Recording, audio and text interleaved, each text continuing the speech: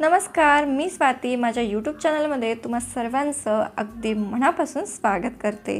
तर आज आपण ज्वारीच्या पिठापासून अगदी चविष्ट आणि भन्नाट असा नाश्ता पाहणार आहोत। हा नाश्ता मी 2 वेगवेगळ्या पद्धतीमध्ये दाखवणार आहे। तर हा नाश्ता तुम्ही शेवटपर्यंत नक्कीच बघा आणि जर तुम्ही माझ्या चॅनलवर नवीन असाल ना तर चॅनलला पटकन सबस्क्राइब करा। चला तर मग रेसिपीला सुरुवात करूया। चविष्ट असा ज्वारीचा नाश्ता बनवण्याकरिता इथे आपल्याला एका बाउलमध्ये 2 वाटी ज्वारीचं पीठ घ्यायचं आहे।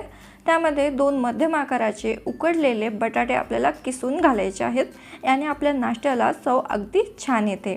छान असे बटाटे किसून झाले की यामध्ये थोडीशी बारीक चिरलेली ढोबळी मिरची मी घातलेली आहे। सोबतच बारीक चिरलेला कांदा प्रत्येकी मी पाव वाटी घातलेला आहे। आता यामध्ये बारीक चिरलेली 2 ते 3 हिरवी मिरची आणि 1 चमचाभर किसलेलं आलं घालायचं आहे। बारीक चिरलेली भरपूर अशी कोथिंबीर आणि बारीक चिरलेली पालक मी घातलेली आहे। याऐवजी तुम्ही मेथी घातली तरी चालेल। या नाश्त्यामध्ये तुम्ही हव्या त्या भाज्या घालू शकता। आता यामध्ये चवीप्रमाणे मीठ घालू, अर्धा चमचा हळद, 1 चमचाभर लाल मिरची, अर्धा चमचा धने तसेच जिरेपूड घालायची आहे। आता हे सर्व जिन्नस हाताने व्यवस्थित असे एकजीव करून घेऊ। गरजेनुसार पाणी घालून छान असा डो क्रिएट आपल्याला करून घ्यायचं आहे। इथे तुम्ही बघू शकता मस्त असा दाटसर असा गोळा मी बनवून घेतलेला आहे। आता आपण लागलीच याचा नाश्ता बनवायला सुरुवात करू। तर इथे एका पन्नीला मी तेल लावून घेतलं आहे।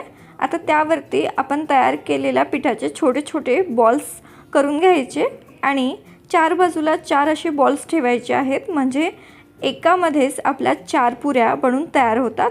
पुऱ्या या पद्धतीने हाताने प्रेस करायचे जेणेकरून ते छान अशा पातळ होतात।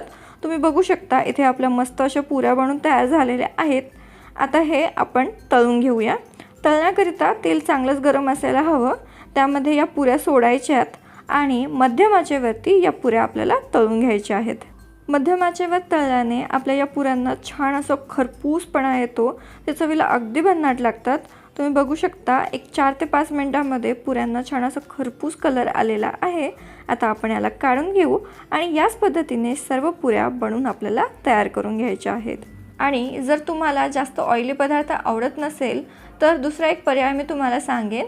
तर काय करायचं, एक सुती फडकं घ्यायचं, त्याला ओलं करून त्यावरती हे तयार पीठ आपल्याला या पद्धतीने थापून घ्यायचे म्हणजे त्याचे थालीपीठ तयार होतील। थालीपीठाला आपण छान असं पातळ थापून घ्यायचं आहे आणि ते तव्यावरती घालून घ्यायचं आहे।